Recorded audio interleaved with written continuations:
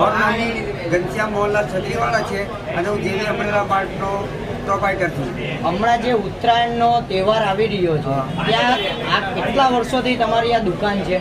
જો આમ તો જુઓ તો હું ત્રીજી પેઢીએ કામ કર્યું હતા એટલા માટે કે મારી પેઢી અંગ્રેજો જ્યારથી આપણા ઇન્ડિયામાં હતા ત્યારથી અમારી પેઢી પતંગ દોરી અને છત્રીમાં કાર્યરત છે. બરાબર.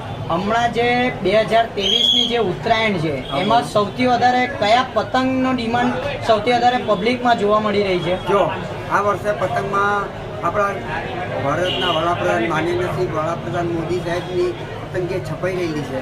તેમની બહુ જ ક્રેઝ છે. લોકોમાં અતિ પ્રિય તો છે જ, પણ સાથે લોકો એમને પતંગ ઉડાવવામાંથી જોવા માંગે છે અને તેથી મોદી સાહેબની પતંગ અત્યારે સૌથી લોકપ્રિય છે.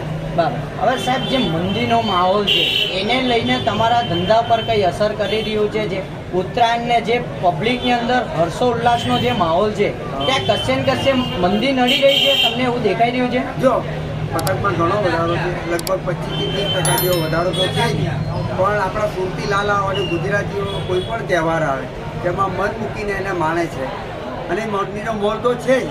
લોકો ખરીદી કરવા માગે છે પણ ખરીદીમાં થોડો કાપ મૂકીને પણ ખરીદી તો કરી જ રહેલા છે.